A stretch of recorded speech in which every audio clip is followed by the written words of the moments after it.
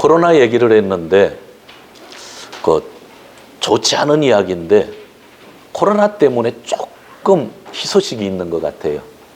그게 뭔가 하면 일본에서 1년에 인플루엔자 때문에 죽는 분이 1000명 정도예요. 평균 1000명. 대단하죠. 1000명씩 죽은지 몰랐죠. 이번에 인플루엔자 때문에 미국은 벌써 10,000명 죽었다고 하거든요. 근데 일본은 1000명이 매년 평균으로 죽어요. 그런데 이 코로나 때문에 손 씻고 마스크 했더니 인플루엔자 환자가 3분의 1로 푹 떨어졌대. 아마 올해 통계가 지나고 나면 뭐 1000명까지는 죽지 않고 뭐 500명 전후가 되지 않을까라고 하는 생각을 하죠. 어떻게 보면 인플루엔자보다 덜 무서운 것 같아요. 우리 매년 1000명씩 죽는다니까 일본 안에서요. 그런데 이것의 실체가 드러나지 않았기 때문에 되게 어려움을 겪었는데 하여튼 그 뉴스를 접하고 그것도 다행이다 하는 생각이 있어요. 사람들이 서로 조심하니까 인플루엔자가 안 걸려서 작년보다 환자가 3분의 1로 떨어졌더라 하는 그런 이야기가 여러분들은 어떻게 생각하지는 모르지만 저는 희소식이었어요. 잘 됐다라고 하는 생각을 했습니다. 평소에 면역성이 강한 음식을 드시고 마스크와 함께 장갑도 끼시고 장갑을 벗을 때마다 손을 닦는 습관을 가지는 것이 좋겠다라고 하는 생각도 해봅니다. 그러다가 어제 일기예보를 앱으로 보다가 저를 놀라게 한 숫자가 있었어요. 일기예보를 보는데 위에 1이라고 쓰여져 있더라고요. 전 그 숫자가 아주 겁나요. 무슨 숫자인지 아세요? 꽃가루. 1이면 조금 뿌린다. 5면 엄청나게 많다. 급수자거든요. 그 겨울 동안에 안 나오다 1이라는 숫자를 딱 보니까 갑자기 그때부터 눈이 가려워지기 시작하는 거 있죠. 저는 이 코로나보다 이 봄철에 꽃가루를 어떻게 견딜까라고 하는 것이 아주 심각한 그런 상태입니다. 이 세상은 저희들을 쉬지 않게 하는 것 같아요. 그렇죠?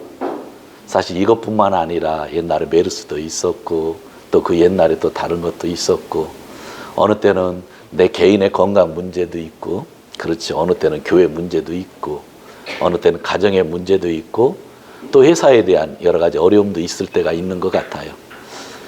참 살다 보면 끊임없이 우리에게 주어지는 좋지 않은 소식을 많이 듣게 되고 텔레비를 들으면 텔레비의 그 방향성은 좋지 않은 뉴스, 사건을 다루다 보니까 80, 90%는 좋지 않은 이야기를 듣는 것이 우리의 삶이 아닌가 생각합니다. 만약 텔레비전에서 계속 좋은 얘기만 한다고 하면 아마 그 뉴스를 우리는 잘 보지 않을 거예요. 그러나 사건을 다루다 보니까 우리가 그것을 보면서 또 걱정하기도 합니다. 그런 가운데에 오늘 빌립보서라고 하는 말씀이 우리에게 주어진 겁니다. 1절을 우리 한번 읽도록 하죠. 1장 1절. 1장 1절 같이 읽습니다. 그리스도 예수의 종 바울과 디모데는 그리스도 예수 안에서 빌립보에 사는 모든 성도와 또는 감독들과 집사들에게 편지하노니. 이 성경 뒷부분은 거의 개교회에 보낸 말씀인데 개교회에 보내다 보니까 인사말이 필요해요. 그래서 모든 성도들에게, 흩어진 성도들에게, 거룩해진 성도들에게 그런 표현을 많이 쓰는데 이 표현은 여기만 나와요. 성도들과 목사들과 직분자들에게 편지를 쓰노니 이렇게 구분해서 하는 것은 여기만 나오거든요. 왜 그러는지 제가 찾아봤는데 모르겠어요. 여러분들도 찾아보세요. 그리고 알으면요. 왜 빌립보 교회에만 성도들과 목사들과 직분자들에게 그렇게 편지했는지 제가 모르는데 혹시 알게 되면 저한테 한번 연락을 해 주시기 바랍니다. 지금 바울은요. 어디에 있냐면 감옥에 갇혀 있어요. 감옥에. 그런데 그런 이야기를 해요. 내가 감옥에 갇혀 있지만 죽는다고 하는 것이 별로 두렵지 않다. 거꾸로 내가 지금 죽어서 낙원에 가면 좋겠는데 죽지도 못하고 있다는 거예요. 그런데 내가 죽지 못하는 것은 너희 교회를 위해서 할 일이 남아있기 때문에 죽지 못한다라는 이야기를 하고 있죠. 지금 빌립보서의 가장 큰 배경은 지금 나이들은 바울이 어디에 있다? 감옥에 있다. 그런데 죽고 싶다고 하는 말을 할 정도면 힘들어요, 안 힘들어요? 힘들어요. 죽고 싶은데 너희 교회 걱정 때문에 내가 죽을 수도 없고 죽지 않는 것이 너희 교회를 위해서 좀 도움이 되겠다 이야기를 하고 있는 겁니다. 전에 심우하던 교회에 어느 권사님이 계셨는데 신방을 가면 늘 하시던 말씀이 계셨어요.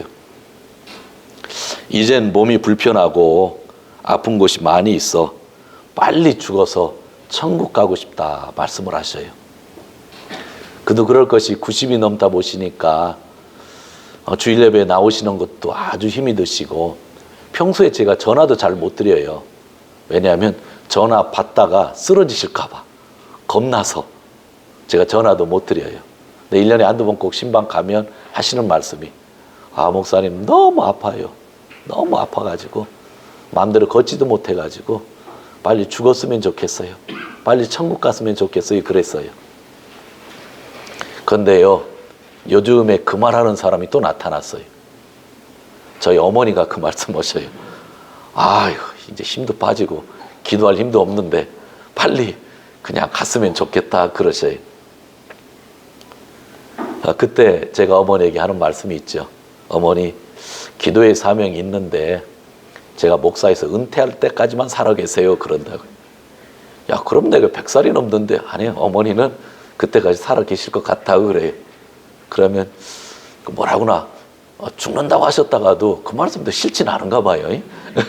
기도의 사명이 있다. 내가 목사 끝날 때까지 누군가가 진짜 기도해 줘야 되니까 어머니 기도가 제일 세지 않냐고 그렇게 하면서 제가 이야기를 하죠. 성도 여러분, 사실 우리는요 죽고 싶다는 생각을 하는데 성경을 보면 우리는 이미 뭐 했어요? 죽었어요. 세례 받을 때 이미 죽었어요. 근데 뭐 죽었는데 또 죽겠다고 해요. 성경적인 얘기를 하는 거예요. 이미 우리는 주님과 함께 십자가에 달려서 죽었다라고 하는 거예요. 그리고 내가 지금 죽으면 천국 가는 거 아니에요. 죽으면요 죽는 사람들이 있는 낙원에 갔다가 예수 그리스도가 재림해서 최후의 심판한 다음에 어떻게 돼요? 하늘나라, 하나님 나라로 인도해 주시죠. 이 자리에요 저보다 먼저 죽고 싶은 사람 있으세요? 얼마든지 제가 환영합니다. 돌아가셔도 돼요. 그런데 천국 가는 거는요 저랑 똑같은 시간에 가요. 왜요? 주님이 오셔서 심판하시고 천국과 지옥을 가르신 다음에 천국이 우리에게 주어지는 것이라고 성경에 쓰여 있기 때문이죠. 그 어떤 누구도 먼저 죽었다고 천국에 가는 것이 아니에요. 그래서 성경은 천국과 낙원이라는 것을 별도로 해석하고 있는 거예요. 낙원에 갔던 사람이 당연히 천국 가는 거지만 그러나 천국은 심판 후에 주어진다고 하는 그러한 이야기이죠. 죽고 싶어도 죽지를 못하니까 바울이 말을 바꿔서 너희를 위해서 내가 끝까지 살겠다 그런 말을 하잖아요. 그러면 여러분들은 예수님과 함께 십자가에서 죽으셨는데 이 육신의 몸이 아직도 살아있다고 한다면 여러분이 사는 목적은 과연 어디에 있을까요? 주님에게 있는 거죠. 주님의 몸된 교회에 있는 거죠. 그래서 내가 몸이 아파도 어느 땐 참을 수가 없는 고통이 있어도 감옥에 갇혀도 나는 살아야겠다는 거예요. 왜? 주님의 몸된 교회를 위해서 살아야겠다. 저도 살아야겠어요. 은퇴할 때까지는. 왜냐하면 하나님의 몸된 교회를 위해서 살아야 되기 때문입니다. 그런데 교회에는 자기만을 위한 사람들이 종종 있는 것 같아요. 그게 바울은 마음이 아파서 2장 21절에서 이렇게 이야기하고 있죠. 2장 21절을 보시기 바랍니다. 2장 21절 같이 읽겠습니다. 저희가 다 자기 일을 구하고 그리스도의 일을 구하지 아니하되. 자기만을 위해서 사는 사람들이 있는 것 같아요. 이기적인 거죠. 세상에 있을 때 나를 위해서 산다고 하는 것이 나쁜 것이 아니지만 교회 공동체가 되면 누구를 위해서 사는 거예요? 예수님을 위해서 사는 거예요. 그런데도 불구하고 빌립보 교회 안에는 자기만을 위해서 사는 사람이 있더라라고 이야기를 하고 있는 거죠. 바울은 떨어져서 감옥에 갇혀 있지만 자기를 위해서 사는 게 아니에요. 자기를 위해서 산다고 하면 고통이 끝나는 게 좋으니까 지금 죽는 게 나아요. 그러나 교회를 위해서, 주님을 위해서 살기 때문에 그는 죽을 수도 없다라고 이야기를 하고 있었던 것입니다. 이 말씀을 누가 드려야 되냐면 교회 성도들이 드려야 되고, 이 말씀을 누가 드려야 되냐면 교회 목사들이 드려야 되고, 이 말씀을 교회 직분자들이 드려야 되는 거예요. 가끔 성도님들이 이야기합니다.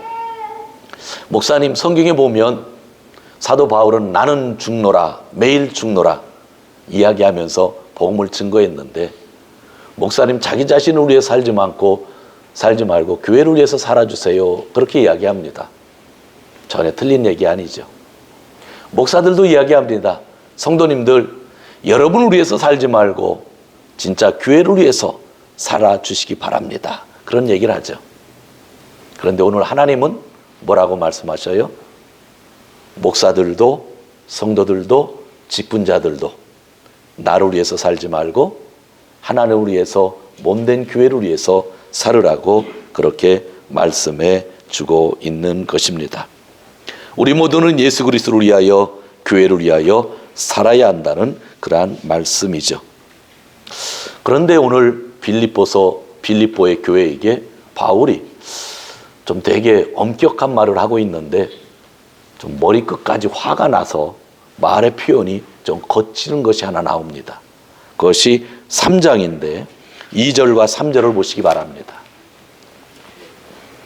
2절과 3절, 3장 같이 읽습니다. 개들을 삼가고 행악하는 자들을 삼가고 손할례당을 삼가라. 하나님의 명령 봉사하며 그리스도 예수로 자랑하고 육체를 신뢰하지 아니하는 우리가 곧 할례당이라. 아멘. 좋은 교회에는 좋은 사람이 많은 것 같지만, 좋은 교회는요 또 좋지 않은 사람도 좋은 게 오려고 온다고 그래요. 그래서 예를 좋은 교회는 좋지 않은 사람들이 있을 수 있대요. 그리고 좋은 교회는 또 유혹하는 사람들이 있다고 그래요. 바울은 그들을요 개라고 그랬어요. 한국 사람들이 욕 제일 많이 하는 게 독새끼라고 그러죠. 그런데 바울도요 개라고 그랬어요. 개. 참 성경에서 이런 말이 나오는가. 근데 성경 안에 바울이 글을 쓰다가 개들, 독새끼들을 조심하라, 그렇게 얘기를 한 거예요.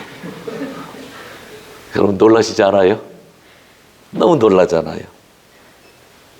하나님의 교회를 흔드는 자들에 대한 표현이에요.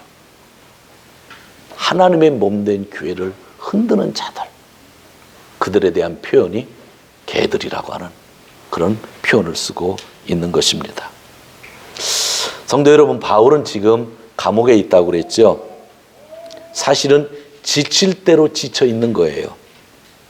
나이가 들어서 그의 인생의 마지막 때예요. 그러나 본인이 유럽에 들어가서 처음 개척한 교회가 있는데, 그 교회가 빌립보 교회예요. 빌립보 교회는 유럽의 첫 교회예요. 그 첫 교회를 생각하면 죽을 수도 없는 거예요. 왜냐하면 개 같은 유대인들이 교회를 혼란시키고 있고, 교회 안에 지도자들은 봉사를 하면서 서로 싸우고 있었기 때문입니다. 이러한 자신의 상황과 그리고 교회의 상황 가운데 무엇을 잃어버릴까요? 생각해 보세요. 최고의 지도자가 감옥에 갇혀 있는 거예요. 나이 들었어요. 너무나 몸이 불편해서 죽고 싶다라고 하는 생각까지 할 정도의 험악한 상황 속에 있는 거예요. 개 같은 사람들은 와서 할례를 받아야 된다고, 율법을 지켜야 된다고 갈라디아 지역에 있었던 사람들과 같은 똑같은 얘기를 하고 성도들을 혼란시키고 있죠.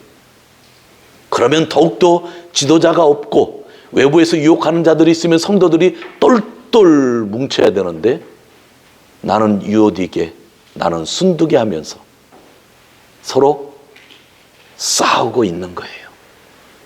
둘 다 하나님의 일을 열심히 하는데 교회가 이렇게 마음이 갈라져 있는 거예요. 오늘 설교는 너무 쉬워요. 이런 교회에서 뭐가 없어질까요? 생각해 보세요. 뭐가 없어져요?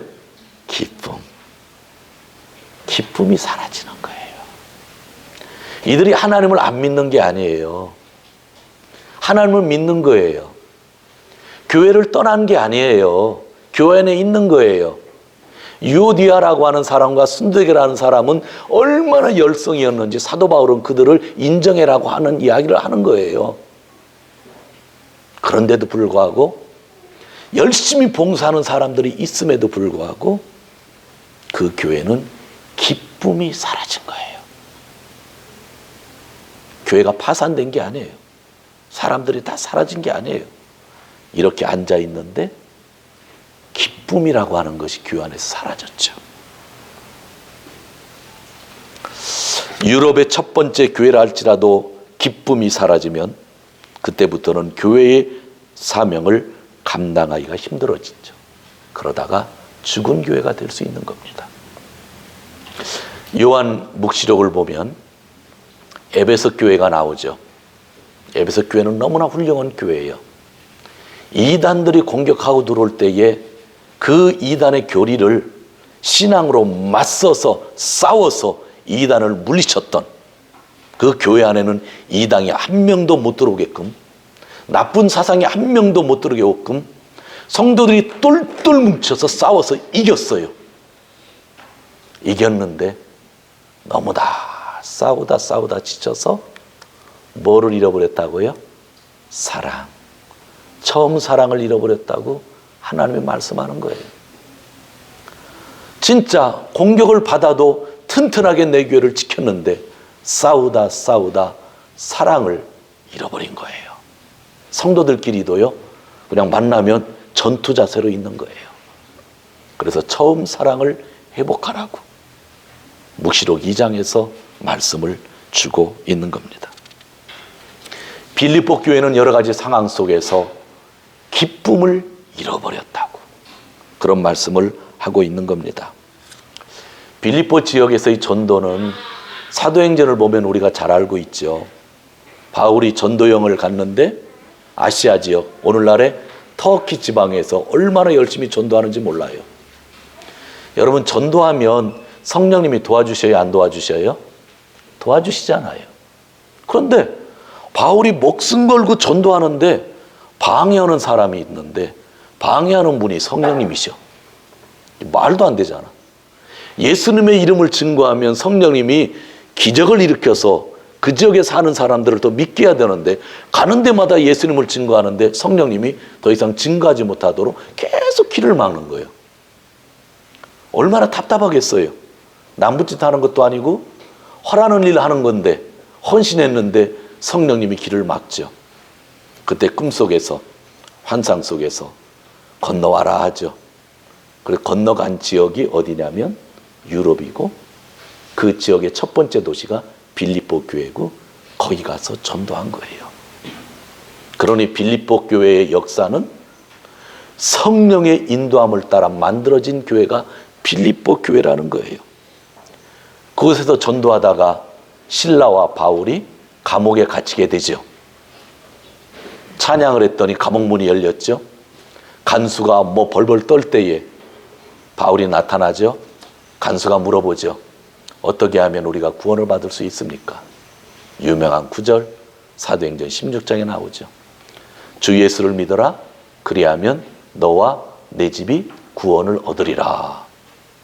그런 말씀과 함께 생겨난 교회가 오늘 빌립보 교회. 그런데 이 교회 안에 지금 기쁨이 사라지고 있는 거예요. 유럽의 첫 교회에 성령에 의해서 세워진 교회, 감옥을 경험하면서까지도 찬양하면서 세워졌던 그 지역의 교회가 바울이 감옥에 갇혀 있고 개 같은 유대인들이 와서 할례를 받아야 된다고 얘기하고 있고, 교회는 기재기하는 사람들이 봉사자들끼리 싸우면서 이상하게 기쁨이 다 사라진 거죠. 그때 바울이 빌립보서를 그들에게 보낸 거예요. 내용은 더 다양한데 이상하디만큼 기쁨이란 단어를 아주 많이 써요. 바울이 성령의 도움으로 보낸 편지 중에 기쁨이란 단어가 가장 많은 곳이 빌립보서예요. 항상 기뻐하라는 말을 조금 전에 우리가 4장 4절을 읽었잖아요. 예수님이 살아계신 것을 부정하는 사람은 없는데, 하나님을 믿어야 된다고 하는 것을 반대하는 사람은 없는데, 자기가 주어진 일을 열심히 봉사하는 사람도 있는데 그 교회에 없는 것이 하나 있는 거예요. 기쁨이 없는 거예요. 1장을 한번 보시기를 바랍니다. 그 기쁨이란 단어를 조금만 찾아볼게요. 1장 4절 같이 읽습니다. 간구할 때마다 너희 무리를 위하여 기쁨으로 간구함은. 아멘. 얼마나 기쁨을 강조하는지. 난 너희가 그렇게 힘들어도 나는 그래도 기쁨으로 간구한다 하는 얘기는 뭐예요? 지금 감옥에서 바울은 기뻐하고 있어요? 슬퍼하고 있어요? 기뻐하고 있는 거죠. 나 때문에 너희가 슬퍼할 필요 없다. 나는 감옥에 갇혀 있어도 너희를 위해서 기도할 때마다 기뻐한다 이야기를 하는 거죠. 1장 18절 같이 읽습니다. 그러면 무엇이뇨? 외모로 하나 참으로 하나 무슨 방도로 하든지 전파되는 것은 그리스도니 이로써 내가 기뻐하고 또한 기뻐하리라. 사람들이요, 어느 때는 막 경쟁심으로 예수님을 증거하는 거예요. 서로 잘하려고 막 싸우면서 증거하는 거예요. 다른 때 같았으면 혼냈을 텐데 오늘 바울은요, 성령 안에서 혼내지 않아요. 그래, 어때? 그래도 나는 기뻐한다는 거예요. 전하는 분이 누구니까? 예수님이니까. 다른 때 같은 때는 이 말 안 쓰죠. 야, 싸우면서 전하면 상대방들이 어떻게 생각하겠는가, 그렇게 얘기할 거예요. 그러나 오늘은 뭐를 강조하고 있는 거예요? 기쁨. 2장 4절을 읽겠습니다. 2장 4절. 각각 자기 일을 돌아볼 뿐 아니라 또한 각각 자기 사람들의 일을 돌아보아 나의 기쁨을 충만케 하라. 자, 17절 18절 같이 읽습니다. 2장. 만일 너희 믿음의 제물과 봉사 후에 내가 나를 관제로 드릴지라도 나는 기뻐하고 너희 무리와 함께 기뻐하리니 이와 같이 너희도 기뻐하고 나와 함께 기뻐하라. 너희가 지금 믿음으로 제물을 드리고 봉사를 하는데 나를 관제로 드릴지라도, 어려운 말이 나왔죠. 뭐냐면 이 관제라는 말이 제사 드릴 때에, 양이나 소를 드릴 때에 거기다 피를 부어 드리는 제사를 관제라고 그래요. 그러니까 너희가 하나님께 예배할 때 내 피를 빼서 내 죽음을 드리면서까지도 너희를 위해서 제사를 드린다 할지라도 나는 뭐 하겠다? 기뻐하겠다라고 하는 이야기를 하는 겁니다. 4장 1절도 같이 읽겠습니다. 4장 1절. 그러므로 나의 사랑하고 사모하는 형제들, 나의 기쁨이요 면류가 아닌 사랑하는 자들은 이와 같이 주 안에 서라. 자, 마지막으로 4장 4절. 주 안에서 항상 기뻐하라. 내가 다시 말하노니 기뻐하라. 항상 기뻐하라. 전하는 내용이 많은데 기뻐하라는 거예요. 오늘 우리는 이 시간 잘 깨달아야 돼요. 지난주에 우리가 갈라디아서를 보았죠. 갈라디아서를 보면, 예배소 봤나요? 에베소 보기 전에 갈라디아였죠. 갈라디아서 5장에 보면 성령의 9가지 열매가 나와요. 성령의 열매인데 처음 나오는 게 사랑, 두 번째 나오는 게 기쁨, 그렇게 나오는 거거든요. 근데 이 교회는 지금 성령의 열매인 뭐가 없다는 거예요? 기쁨이 없다고 하는 그러한 이야기를 하는 거예요. 여러분, 성령의 열매가 있는데 에베소 교회는 성령의 열매 중에 뭐를 잃어버렸다고 그랬어요? 사랑. 빌립보 교회는 성령의 열매 중 뭐를 잃어버린 거예요? 기쁨. 고린도 교회는 성령의 열매 중 뭐를 잃어버렸어요? 평화.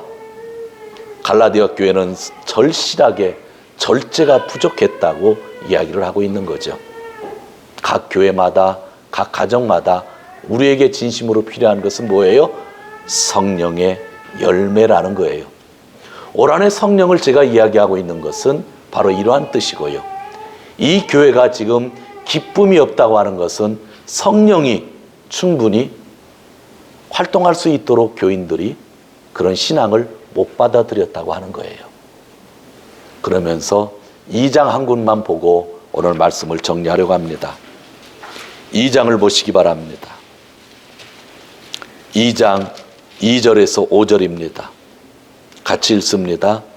마음을 같이하여 같은 사랑을 가지고 뜻을 합하여 한 마음을 품어 아무 일에든지 다툼이나 허영으로 하지 말고 오직 겸손한 마음으로 각각 자기보다 남을 낮게 여기고 각각 자기 일을 돌아볼 뿐더러 또한 각각 다른 사람들 일을 돌아보아 나의 기쁨을 충만케 하라. 너희 안에 이 마음을 품으라. 곧 그리스도의 마음이니.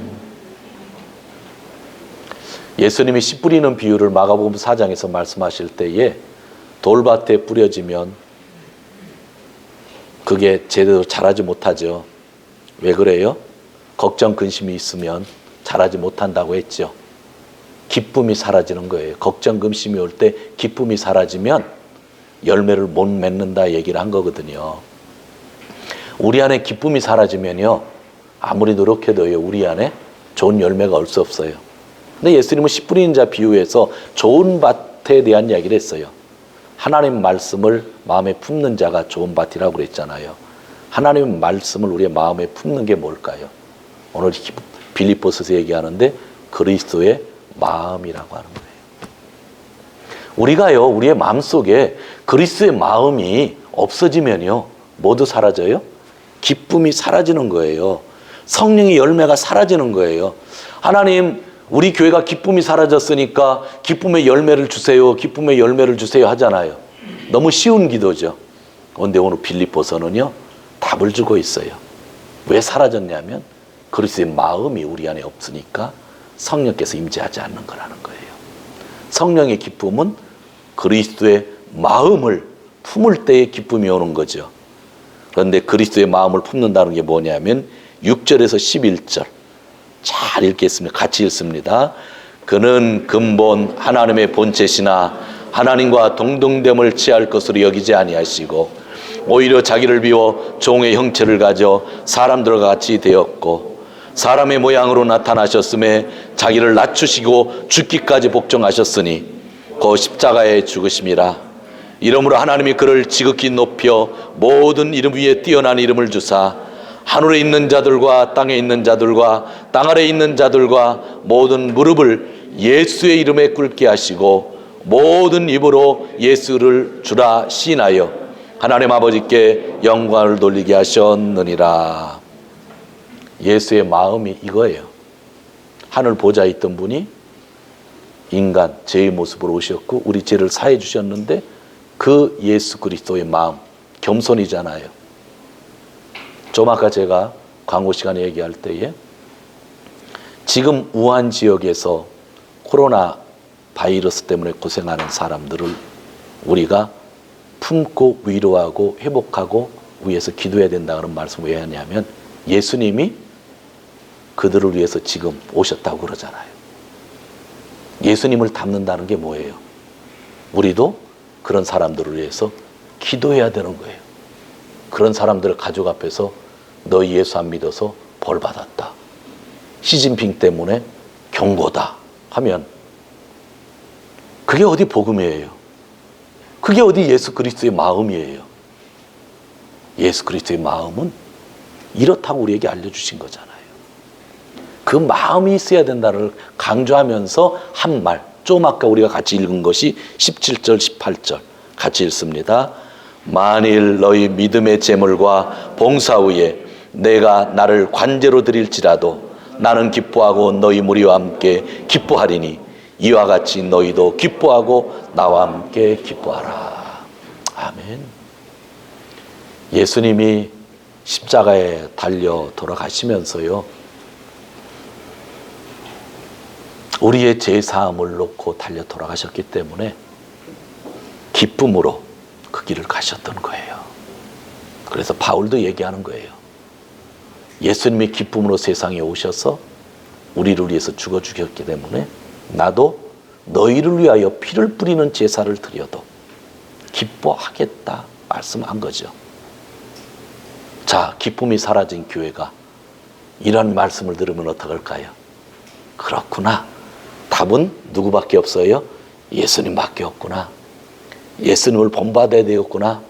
예수님 마음을 품어야 되겠구나. 바울이 갇혀 있다고 우리가 이 세상에서 잘못되는 것도 아니고, 지도자들이 싸운다고 해서 거기에 휩쓸릴 필요도 있는 것도 아니고, 개 같은 유대인들이 왔다고 해서 흔들릴 게 아니라 천상에 계시던 예수 그리스도가 하나님이 나를 위해서 이 세상에 내려오셨는데, 그리고 죽으셨는데 그 예수 그리스도를 마음에 품어야 되겠구나 하는 생각이 들겠죠. 그러면 성령의 기쁨이 다시 회복되는 거죠. 여러분 안에 기쁨이 사라졌을 때 과연 어떻게 해야 될까요? 사라졌을 때 돈이 1,000원이 들어오면 과연 기뻐할 수 있을까요? 일시적으로 좋아할 수는 있지만 영적인 기쁨은 아니에요. 정말로 예수 그리스도의 마음을 품어야만 기뻐할 수 있는 거예요. 그래야 제대로 보이는 거예요. 예수님의 마음을 품고 상대방을 보아야 기쁨이 있는 거예요. 그런데 예수님의 마음을 품지 않고 우리가 상대방을 보면은요, 그냥 기쁨이 다 사라지게 되는 거예요. 저는 우리 동경 기독교회가 진짜 성령의 열매 기쁨이 충만했으면 좋겠어요. 정말 충만했으면 좋겠어요. 그냥 기쁨이 살아 넘쳤으면 좋겠어요. 그래서 여러분에게 증거하는 거예요. 예수님의 마음을 저도 품고 여러분도 품자는 거예요. 그러면 진짜 하나님이 저희가 기쁨 충만한 교회로, 지금까지 여러분들이 예수님을 잘 믿고 봉사를 열심히 하지만 왜 자꾸 기쁨이 사라지는가 생각해 보세요. 누구를 잃어버렸을 때 기쁨이 사라졌어요? 예수님. 예수님과 자꾸 멀어질 때에 기쁨이 사라지잖아요. 예수님을 마음에 품고 있으면 성령께서 열매로 우리를 충만케 하십니다. 성령의 충만함에 거하셔서 늘 기쁨이 넘치시는 귀한 성도님들, 가정, 모든 직장 되시기를 주님의 이름으로 축원드립니다. 이 시간 잠시 기도하겠습니다.